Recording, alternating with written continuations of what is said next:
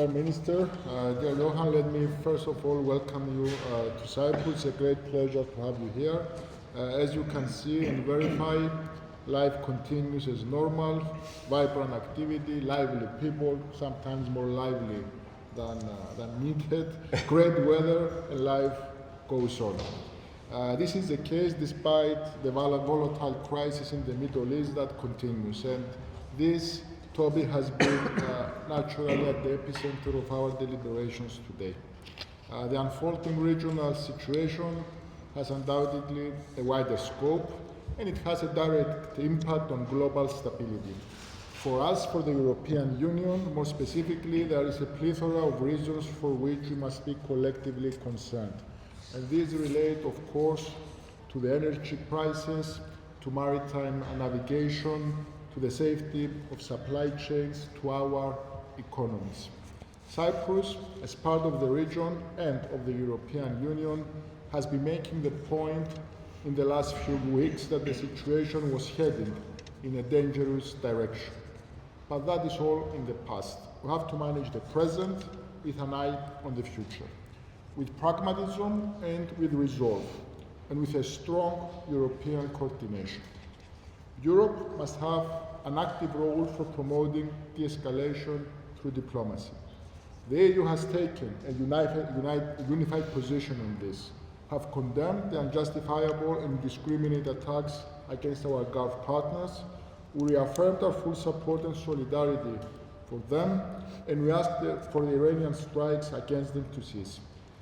The Republic of Cyprus has every reason to be vocal as part of the geography and as the presidency of the Council of the European Union. Let me also state again the obvious. Cyprus' profile has nothing to do with military attacks against anyone. We are still, today, suffering from aggression, from occupation. And Cyprus is about peace, it's about humanitarian operations, it's about facilitation. Cyprus is part of the answers and not part of any problem. What has happened against the British base is proof of the volatility of the conflict. And in this hour, when we needed to reassure our people, the residents of Cyprus, our visitors, the hand of solidarity was extended. I want to express once again Cyprus' gratitude to those who have swiftly responded with tangible expression of support to Cyprus' defensive capacities, and to those that are willing to do more. Ladies and gentlemen, our top priority remains the repatriation of our citizens stranded in dangerous zones. Cyprus has a plan in place in terms of these evacuations, and more than 95% of our citizens and also residents of Cyprus are back home. We'll be completing this operation in the next couple of days. Among those evacuated through Cyprus were 35 German nationals. And as I said, Cyprus is about assisting and facilitating. We have also triggered the National Facilitation Evacuation Plan, STIA, for third country nationals. It's there and it's available as it has been in the recent past for all the European countries and for third country nationals. We also discussed today bilateral relation. I'm not going to go into detail about that. The relation is very solid with great potential for growth in terms of culture, education, in terms of a number of sectors, the maritime sector to name just a few. Finally, about the EU presidency, in this complexity of crises that have been facing since we took over the rotating presidency, we think that we need to make sure that the European Union will remain focused on what we have planned in terms of our foreign policy as well. And our emphasis as presidency was on the region. Developments have proved that this approach was the correct one. We need to focus on this region, not only when we have a crisis, but also when we see it as a region of opportunity. This is inevitable, this is in the interest of the European Union. In conclusion, we also discussed briefly the situation in Ukraine, and we are in full alignment as to what should be happening there in terms of continuing to express our strong solidarity towards Ukraine, whether that's through the financing, the 90 billion loan, or the sanctions package. Johann, let me once again warmly welcome you to Cyprus. It's a great pleasure to have you here, and it's always a great pleasure of meeting with you and having a conversation. Thanks. Thank you so much, dear Constantinos. Good morning, everybody. Thank you for having me today. Cyprus is currently experiencing an exceptional situation. The Iranian drone attack on British military base last week has shocked us all and made it clear the threat from the regime in Tehran is real, also here in Europe.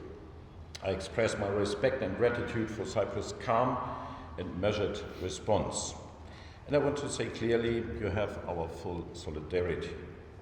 Cyprus is a close and important partner to Germany. You are currently holding the EU Council presidency and in these difficult times, and you're showing responsibility. One of the key priorities of your presidency is strengthening our defense capabilities. Just last week, several southern European countries sent military reinforcements to Cyprus. I want to thank our EU partners. To ensure the security of Europe in all corners, burden sharing is crucial. Security must be understood as a shared responsibility by all of us. Germany is doing its part for Europe's security. We must not forget that we are currently dealing with two wars on our doorstep. The situation in the Middle East, right here in Nicosia, is particularly close. But the war in Ukraine and the threat posed by Russia must be not overshadowed. Russia remains the greatest threat to our security. But one thing is clear, if Cyprus really needs us, we will be there. Cyprus, dear Constantinos, is an important bridge between Europe and the Middle East. You know your neighbors in the region better than anyone, and you are witnessing these current upheavals right at your doorstep. We are deeply grateful that Cyprus continues to offer itself as an aviation hub when needed. Iran's attacks pose a direct threat to our partners in the EU, our allies in NATO and the region, and to our own military personnel and citizens there. We condemn Iran's attacks on third parties, countries, in the strongest possible terms. We are witnessing profound shifts in the political landscape of the Middle East. It is vital that we, as Europeans, stand united. Today we have also discussed our mutual desire to make Europe strong and resilient for the future. If you don't mind, dear colleague, I will now switch to German. Lieber Konstantinos, ich weiß, dein Land befindet sich gerade in einer Ausnahmesituation. Der iranische Drohnenangriff auf eine militärische Basis Großbritanniens hier hat alle erschüttert und zeigt, die Gefahr, die vom Regime in Teheran ausgeht, ist real, auch in Europa. Zypern hat hierauf sehr besonnen reagiert. Dafür möchte ich meinen Respekt und meinen Dank aussprechen. In dieser brenzlichen Lage habt ihr unsere volle Solidarität. Zypern ist ein enger und wichtiger Partner Deutschlands in der EU. Gerade habt ihr die Ratspräsidentschaft inne und zeigt in schwierigen Zeiten großes Verantwortungsbewusstsein. Offen für die Welt, dabei ist euer Motto ein Motto, das heute wichtiger, vielleicht auch schwieriger denn je ist umzusetzen. Eine Priorität der zyprischen Ratspräsidentschaft ist aus gutem Grund die Stärkung unserer Verteidigungsfähigkeiten. In der vergangenen Woche haben mehrere südeuropäische Staaten militärische Verstärkung nach Zypern geschickt. Dafür danke ich den EU-Partnern ausdrücklich. Denn um unsere europäische Sicherheit an allen Ecken und Enden zu schützen, kommt es auf Lastenteilung an. Sicherheit muss von uns allen gleichermaßen als Aufgabe verstanden werden. Auch Deutschland tut seinen Teil für die Sicherheit in Europa. Wir dürfen nicht vergessen, wir haben es aktuell mit 2 Kriegen in unserer unmittelbaren Nachbarschaft zu tun.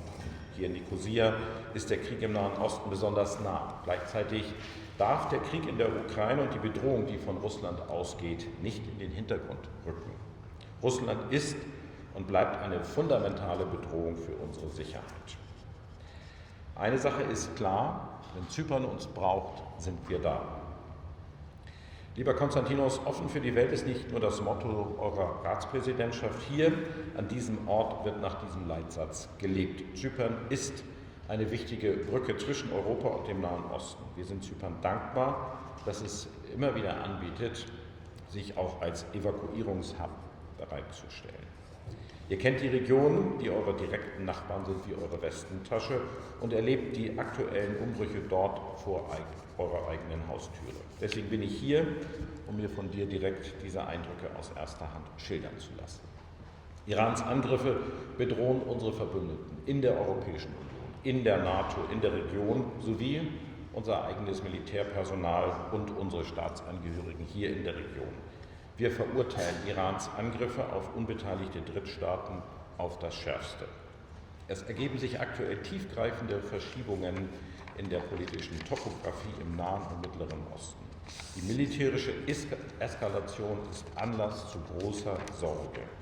Es ist daher wichtig, dass wir als Europäer jetzt zusammenstehen und auch gemeinsam darüber nachdenken, dass politische Lösungen in der Zukunft gefunden werden können. Deswegen haben wir auch vor kurzem als EU-Außenminister gemeinsam mit den Außenministern der Golfkooperationsstaaten über die aktuelle Lage gesprochen.